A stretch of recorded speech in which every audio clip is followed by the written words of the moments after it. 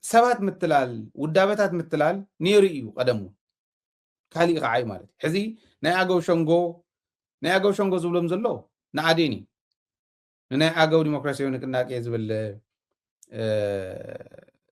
ودابه حيال تقالاساي نزيهم مسحوحات صمدو يترفكم مسحوحات مسرح يترفكم يقولوا نمنتايكم اخم زولوهم رايو ازي حيزم سبات كل اخلكم يوم تداليهم اللو حاتيتمهم يوم قدم حزون بعلوتو ناي كوميونيكيشن حلافي ابز حلفو زي انترفيو قبرو اللي خلقو سميعهم مستقراي طرح زررب قدوفو مستقراي مسرح طرح قدوفو مبر نحنا تقدايكم كنري لكم هنا وسينهم كللنتهم هيومم بهيرهم كم بهير تقبلهم مو اكو يكون النعو هنقبلكم مو مستقراي قدوفون كو يكون ጥያቄያችሁን እናየዋለን ግን ከትግራይ ጋር መስራት አቆሙ እዚሁ በግልጽ ጠይቆምና እዮም ይሉ ኣብዛ ሓለፍ ሓቢሩና ነይ ሕዚ ዝወኩም መረዳእታ ብፍላይ ናይ ኣገው ተቃለስቲ ከጠቅመኩም እዩ ዝደለኹምዎ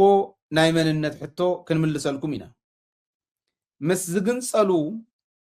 ኣይተስርሑ ንሕናስ ክንግንፀል ምዃንና ስፈልጥ እዮም ለካ ኢትዮጵያን ትግራይን ሓቢረን ከም ዘይኸዳ ስፈልጥ እዮም ለካ ምስ ዝግንፀሉ ኣይተስርሑ ናይ ኢትዮጵያውያን ባህሪ ትሕዝቶ ዘይብሎም እዮም ይብሉና ኢትዮጵያ ኮይና ንኽትቅፅል ኢትዮጵያ ንኽትበሃል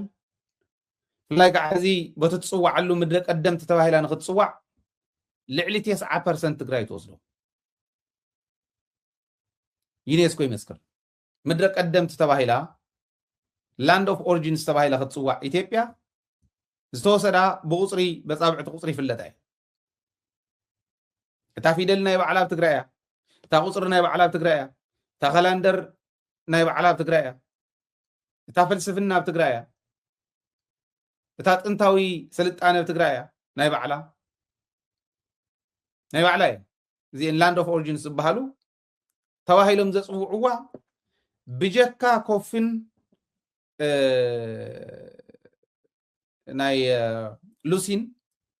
ካብዚአን ወፃኢ ላንድ ኦፍ ኦሪጂንስ ዘብላን ኢትዮጵያ እዚአን ኢልኩም ዘርዝርዎ እሞ 90% ልዕሊ ናብ ትግራይ ክትረኽቦ ኢኹም እቲ ኮፍ እውን ኣብ ከፋ መን ከም ዝተኸለ ይፍለጥን ከፋ ግን ናይ ኣክሱማውያን ቤተ መንግስቲ ኣሎ ኣብ ከፋ ናይ ኣብርሃ ዋፅዋ ቤተ መንግስቲ ኣሎ ኣብ ከፋ እዩ ዝብል ዘሎ ኣብ ኣምሓራ ሳይንት ናይ ኣብርሃ ዋፅዋ ቤተ መንግስቲ ኣሎ ህዝቢ ዘመሓድሩሉ ዝነበሩ ኣክሱማውያን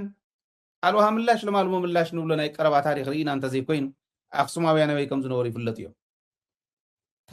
ታሪክና ህና ታሪክ ትግራይ ተሸኪማ ኢትዮጵያ ተባሂላ ዓዲ ኮይና ሃገር ኮይና ክትከይድ ዝኽኣለት ዓዲ ታሪክ ባህሊ ዘይብሎም ናይ ኢትዮጵያ ባህሊ ናይ ኢትዮጵያ ባህሪ ናይ ኢትዮጵያ ትሕዝቶ ኢትዮጵያ ማለት ተበላዒት ሰብ ሕዚ ንፈልጣ ሕዚ ዝኒሃ እንተኮይና ኣይናህናን ካብ ሰብነት ንታሕቲ ዝኾነ ተግባር ዝትግብሩ ጉዳት መፅኦም ስለ ዝበልዑና እቶም ከምኡ ዝገብሩ እንተኮይኑ ኢትዮጵያውነት ዝገልፁ ዝብሉ ዘለዉ ንሶ ኢና ህና ንትኽክል እታ ንኢትዮጵያ ዘፅውዐት ትግራይ እታ ውቅብቲ ትግራይ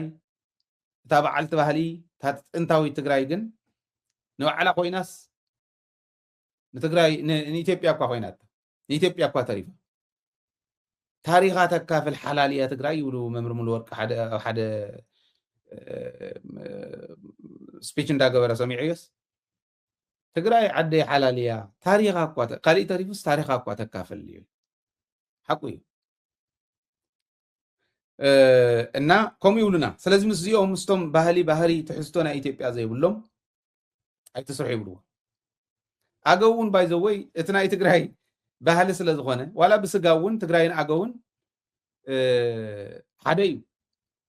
ብጥንቲ እውን ድሕሪ ኢሉ እውን ናይ መሰቦ ወርቅ ደቂ መሰቦ ወርቂ እዮም ብዝኾነ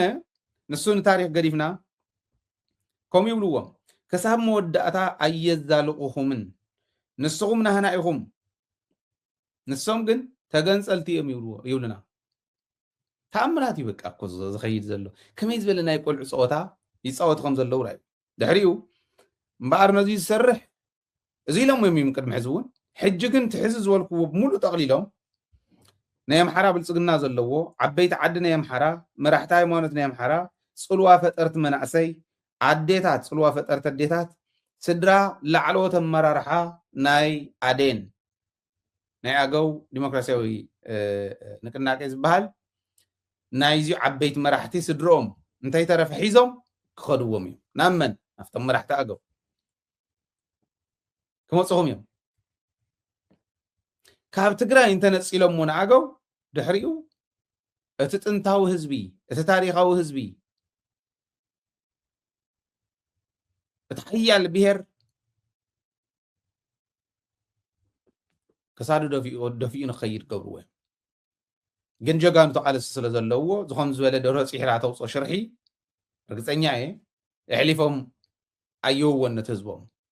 ብርግፀኝነት صنعت تقالس سلازخون تقاليسهم وني جنتا ناتوهال توقيعهم كيم شعو نحنا يكوننا نبقى نحنا كوم ساخومين هذا زي مول تواقيهم تخاشحهم عقمهم فقدوا كله غيرهم سلازي ازي لهم يمصهم لهم مخيتال لهم تغرينيا ززارب زو يمصكالو خيتتالل خيتتالل زلنا يبعل مزنقع فيديو ندار انا ينعبينا نا تغرينيا ززارب زاو يمصخالو يبلهم نتوم زي يكونوا مالتي እና نخلاه تداليم ولو زم سوات زيهم زم عنده يتصوعهم ነገር ግን እዚ ዝከኣለይ ይመስለንን በትሕዝብ ሎ ዘለኹ ፃውዒ ስለ ዘቕረብና ኣሎም ናይ ኣገው ሰራዊት መራሕቲ ናይ ኣገው ዲሞክራሲያዊ ምንቅስቃስ እዚ ስለ ዝበልዎ ምስ ክዕሸው እዮም ኢለ ይኮነን ከም ዘይዕሸው ልበይን ልቦምን ይፈልጦ ልብ ትግራይ ልብ ኣገው ይፈልጦ ነገር ግን እዚው ተዳልዮም ንኽፀንሑ ዝገብሮም ስለ ዝኾነ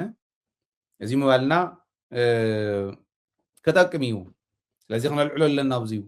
تنحبريتا يملطانان كم تتفلطو ازي ددبيتي حدش حبريتا نسمع نكوميديكم زيت موصو زيمبر